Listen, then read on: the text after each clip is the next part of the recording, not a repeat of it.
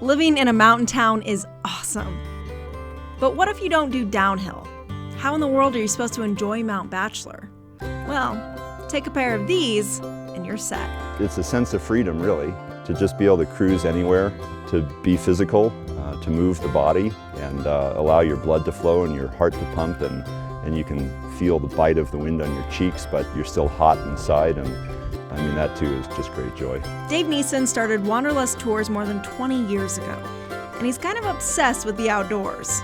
And I find the hemlock just stunningly graceful because when they get loaded up with snow, the boughs just begin to, bow down to the earth. And then they come bouncing back again. But when they're cloaked with snow, I find it to be just a spectacular vista. Snowshoeing might look easy, but let me tell you, you're not exactly floating on top of the powder. If you're breathing hard because you're going uphill, don't worry about it. It's fresh air. You get to suck it into your lungs and it's all good. Dave promised every uphill would be followed by a nice, easy downhill. But some of us were more graceful going up than down.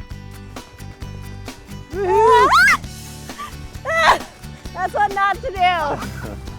When you get down to the flat, you guys, that's when you got to really get your feet up. Not only did we get to at least try to run downhill, we got to jump off cliffs. Check out Danny taking this one on. He was obviously the daredevil of our group. Nice air.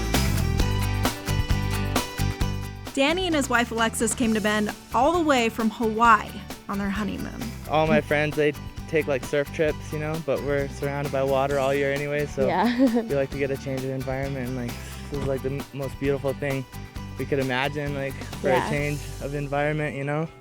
And they definitely got it. Snow was falling the entire time, making the tour not just special, but also a little romantic for the newlyweds. Mwah.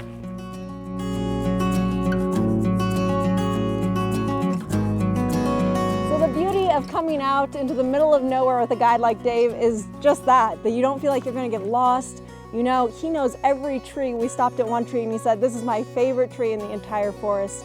So you know he knows where he's going and he feels safe. Dave pointed out little things in the forest I would never have noticed on my own.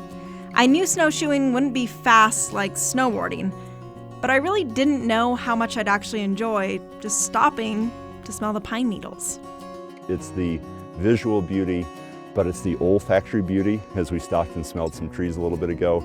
It's the audible beauty. It is being where no one else was, far enough away from civilization where you don't hear a thing. And it's the stillness after the rush of our daily lives. This is what refreshes one's mind.